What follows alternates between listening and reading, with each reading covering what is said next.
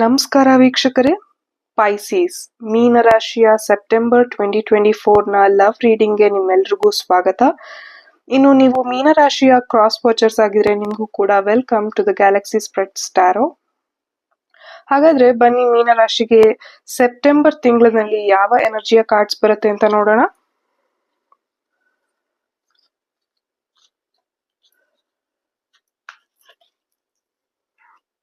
Okay, ಮೀನರಾಶಿ ನಿಮ್ಮ recent past ನಲ್ಲಿ ಬಂದಿರುವಂತಹ ಕಾರ್ಡ್. ಮೊದಲನೇ card 9 of pentacles, page of swords, the world card,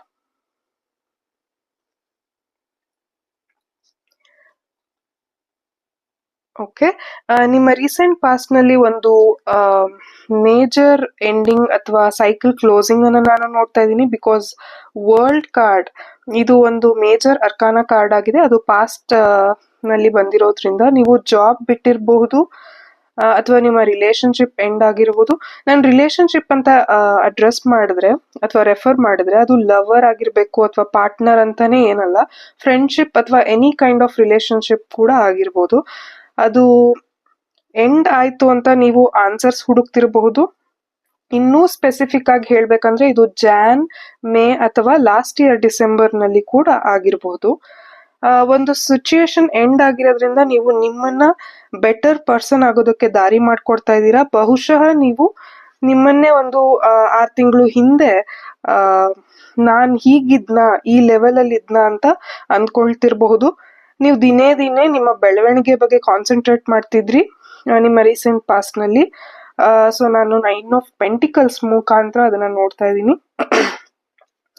ಸೋಲು ಎಲ್ಲರ ಜೀವನದಲ್ಲೂ ಆಗುತ್ತೆ, ಲವ್ ಬ್ರೇಕಪ್ ಎಲ್ಲರ ಜೀವನದಲ್ಲೂ ಆಗುತ್ತೆ. ಬಟ್ ಅದನ್ನ ಪಾಠವಾಗಿ ಕಲಿತು ಒಂದು ಬೆಟರ್ ಪರ್ಸನ್ ಆಗಿ ಬರಲು ಎಲ್ಲರಿಂದನೂ ಸಾಧ್ಯ ಇಲ್ಲ. ಬಟ್ ನಾನು ನಿಮ್ಮ ಎನರ್ಜಿಯಲ್ಲಿ ಆ ಸ್ಟ್ರಾಂಗ್ ಇಂಡಿಪೆಂಡೆಂಟ್ ಎನರ್ಜಿಯನ್ನ ನೋಡ್ತಾ ಇದ್ದೀನಿ, ವಿಚ್ ಇಸ್ ವೆರಿ ಬ್ಯೂಟಿಫುಲ್. ಈ 9 ಆಫ್ ಪೆಂಟಿಕಲ್ ಕಾರ್ಡ್ ನನ್ನ ಫೇವ್ರೆಟ್ ಕಾರ್ಡ್ ಅಂತಾನೆ ಹೇಳ್ಬೋದು. ಇದು ಬನ್ನಿ ಹಾಗಾದ್ರೆ ಪ್ರೆಸೆಂಟ್ ಸಿಚುಯೇಷನ್ ಅಲ್ಲಿ ಏಸ್ ಆಫ್ ಸೋರ್ಡ್ಸ್ ಬಂದಿದೆ, 7 ಆಫ್ ವಾಂಡ್ಸ್ ಮತ್ತೆ ಟೆಂಪರೆನ್ಸ್ ಬಂದಿದೆ. ಸೊ ನಿಮ್ಮ ಪ್ರೆಸೆಂಟ್ ಸಿಚುಯೇಷನ್ ಅಲ್ಲಿ ನಿಮ್ಮ ಪ್ರೀತಿ, ಬಿಸ್ನೆಸ್, ಜಾಬ್ ಯಾವುದೇ ಆಗಿರ್ಬೋದು,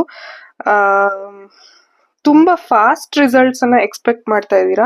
ಎಲ್ಲಾನು ಈಗ್ಲೇ ಆಗ್ಬಿಡ್ಬೇಕು ಅಥವಾ ಯಾವುದೋ ಒಂದು ವಿಚಾರವಾಗಿ ಎಲ್ಲ ಬೇಗ ಬೇಗ ಆಗ್ಬೇಕು ಅಂತ ನೀವು ಎಕ್ಸ್ಪೆಕ್ಟ್ ಮಾಡ್ತಾ ಇದ್ದೀರಾ. ಬಟ್ ಹುಷಾರಾಗಿರಿ, ಯಾವುದನ್ನು ಯಾರೊಟ್ಟಿಗೂ ಆತ್ರದ ನಿರ್ಧಾರಕ್ಕೆ ಒಳಗಾಗೋದು ಬೇಡ ಅಂತ ಏಂಜಲ್ಸ್ ಅಥವಾ ನೀವು ನಂಬುವ ದೈವ ಮೆಸೇಜ್ ಅನ್ನ ಕೊಡ್ತಾ ಇದ್ದಾರೆ.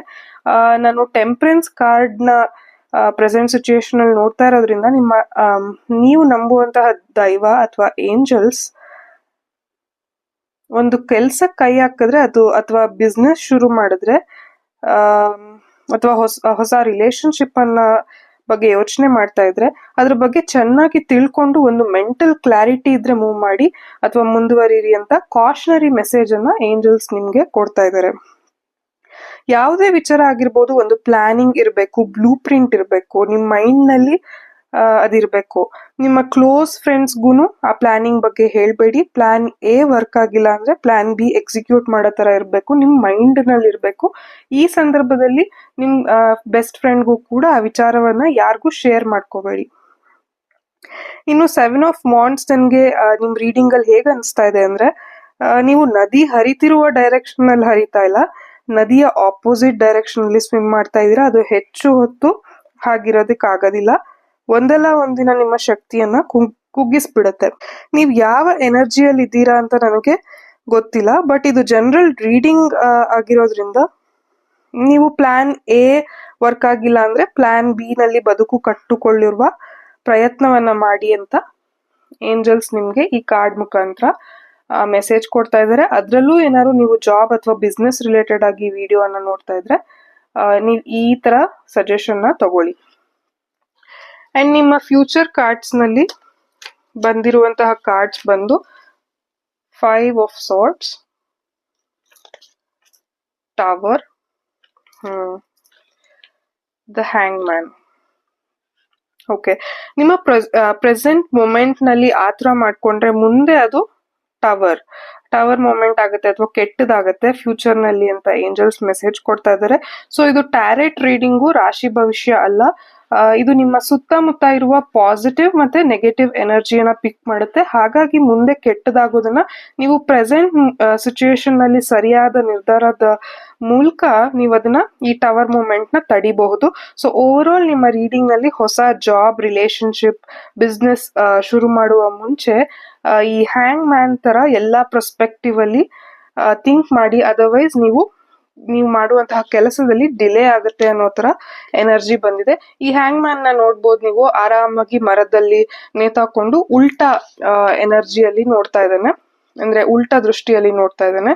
ಸೊ ಆತರ ನೀವು ಎಲ್ಲಾ ಒಂದು ವಿಚಾರವಾಗಿ ಎಲ್ಲಾ ಡೈರೆಕ್ಷನ್ ಅಲ್ಲೂ ಎಲ್ಲಾ ಪರ್ಸ್ಪೆಕ್ಟಿವ್ ಅಲ್ಲೂ ಯೋಚನೆ ಮಾಡಿ ನಿರ್ಧಾರವನ್ನ ತಗೋಬೇಕು ಅಂತ ಓವರ್ ಆಲ್ ನಿಮ್ಮ ಎನರ್ಜಿಯಲ್ಲಿ ನಾನು ನೋಡ್ತಾ ಇದ್ದೀನಿ. ಸೊ ಇನ್ನು ನಾನು ಶಫಲ್ ಮಾಡಿದ ಕಾರ್ಡ್ ನಲ್ಲಿ ಬಾಟಮ್ ಆಫ್ ದ ಡೆಕ್ ಅಲ್ಲಿ ನೈಟ್ ಆಫ್ ಸೋರ್ಟ್ಸ್ ಬಂದಿದೆ. ಸೊ ಇದು ಲವ್ ರಿಲೇಟೆಡ್ ಆಗಿ ಯಾರು ಈ ರೀಡಿಂಗ್ಸ್ ನ ನೋಡ್ತಾ ಇದ್ರೆ ನಿಮ್ಮ ಪರ್ಸನ್ ತುಂಬಾ ಫ್ಲಕ್ಚುಯೇಷನ್ ಎನರ್ಜಿಯಲ್ಲಿ ಇದ್ರು ಅಂತ, ನಿಮ್ಮ ರಿಲೇಶನ್ಶಿಪ್ ಹಾಗೆ ಇತ್ತು ಅಂತ ನನಗೆ ಈ ಎನರ್ಜಿ ಮುಖಾಂತರ ಗೊತ್ತಾಗ್ತಾ ಇದೆ. ಪದೇ ಪದೇ ಅದನ್ನೇ ಆ ಸೈಕಲ್ನೇ ರಿಪೀಟ್ ಮಾಡೋದು ಅಥವಾ ನಿಮ್ ಜೊತೆ ಕಮಿಟ್ ಆಗೋದಕ್ಕೆ ಫ್ಲಕ್ಚುಯೇಷನ್ ತೋರಿಸ್ತಿರ್ಬಹುದು. ಸೊ ಹಾಗಾದ್ರೆ ಇವತ್ತು ಮಾಡಿದಂತಹ ರೀಡಿಂಗ್ಸ್ ನಲ್ಲಿ ಬೇರೆ ರಾಶಿಯ ಎನರ್ಜಿ ಯಾವ್ದು ಬಂದಿದೆ ಅಂದ್ರೆ ಸ್ಯಾಜಿಟೇರಿಯಸ್, ಧನುರ್ ರಾಶಿ ಬಂದಿದೆ. ಅದೊಂದು ರಾಶಿ ಬಿಟ್ರೆ ಬೇರೆ ಯಾವ್ದು ರಾಶಿ ಕಾಣ್ತಾ ಇಲ್ಲ. ಏನೋ ಪ್ರಮುಖ ವ್ಯಕ್ತಿ ಆಗಿರ್ಬೋದು ಧನುರ್ ರಾಶಿಯ ವ್ಯಕ್ತಿ ನಿಮ್ ಜೀವನದಲ್ಲಿ, ಅಥವಾ ನೀವು ಪ್ರೀತಿಸುವಂತಹ ಲವ್ ರಿಲೇಟೆಡ್ ಆಗಿ ಈ ರೀಡಿಂಗ್ ಏನಾದ್ರು ನೋಡ್ತಾ ಇದ್ರೆ ನೀವು ಪ್ರೀತಿಸುವಂತಹ ವ್ಯಕ್ತಿ ಧನುರ್ ರಾಶಿ ಅಥವಾ ಆ ರಾಶಿಯ ಗುಣಲಕ್ಷಣಗಳನ್ನ ಹೊಂದಿರಬಹುದು, ಅಥವಾ ಆ ಲಗ್ನ ಧನುರ್ ರಾಶಿಯ ಲಗ್ನ ಅವರ ಜಾತಕದಲ್ಲಿ ಇರಬಹುದು ಅಂತ ನನ್ಗೆ ತಿಳಿದು ಬರ್ತಾ ಇದೆ. ಹಾಗಾದ್ರೆ ಲವ್ ರಿಲೇಟೆಡ್ ಆಗಿ ಏನಾದ್ರೂ ಈ ರೀಡಿಂಗ್ಸ್ ನ ನೋಡ್ತಾ ಇದ್ರೆ ಲವ್ ಏಂಜಲ್ಸ್ ಯಾವ ಮೆಸೇಜ್ ಅನ್ನ ಕೊಡ್ತಾರೆ ನೋಡೋಣ. ಓಕೆ, ಲವ್ ಏಂಜಲ್ಸ್ ನಲ್ಲಿ ಬಂದಿರುವಂತಹ ಕಾರ್ಡ್ ಬಂದು ಫರ್ಗಿವಿಂಗ್ ಅಂಡ್ ಲರ್ನಿಂಗ್. ಸೊ ನೀವು ನಿಮ್ ಪರ್ಸನ್ ನ ಫರ್ಗಿವ್ ಮಾಡಿ, ಕ್ಷಮಿಸ್ಬಿಡಿ. ಹಾಗೆ ಅದರಲ್ಲಿ ಆ ರಿಲೇಶನ್ಶಿಪ್ ನಲ್ಲಿ ನಡೆದಂತ ಘಟನೆಗಳಿಂದ ಪಾಠವನ್ನ ಕಲೀರಿ ಅಂತ ಏಂಜಲ್ಸ್ ಹೇಳ್ತಾ ಇದ್ದಾರೆ. As you release and heal the past, you experience more love in your present moments ಅಂತ ಬಂದಿದೆ. ಮತ್ತೆ ಇನ್ನೊಂದು ಕಾರ್ಡ್ ಬಂದಿರೋದು ರಿಲಿಜಿಯಸ್ ಫ್ಯಾಕ್ಟರ್ಸ್.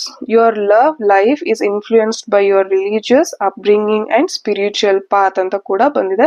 ಸೊ ನಿಮ್ ಪರ್ಸನ್ ಬೇರೆ ಕ್ಯಾಸ್ಟ್ ಆಗಿರ್ಬೋದು, ಜಾತಿ ಪಂಗಡ ಆ ತರದ್ ಏನಾದ್ರು ವಿಚಾರದಿಂದ ನೀವು ಸೆಪರೇಟ್ ಆಗಿರ್ಬೋದು, ಅಥವಾ ನಿಮ್ಮಿಬ್ರ ಮಧ್ಯ ಜಗಳಗಳು ಉಂಟಾಗ್ತಿರ್ಬೋದು, ಅಥವಾ ಅವ್ರು ಬೆಳೆದು ಬಂದ ವಾತಾವರಣ, ನೀವು ಬೆಳೆದು ಬಂದ ವಾತಾವರಣ, ನಿಮ್ಮ ಸ್ಪಿರಿಚುವಲ್ ಥಾಟ್ಸ್, ನಿಮ್ಮ ಯೋಚನೆಗಳು, ಆಲೋಚನೆಗಳು ಡಿಫ್ರೆನ್ಸ್ ಇರ್ಬೋದು ನಿಮ್ಮಿಬ್ರ ಮಧ್ಯ.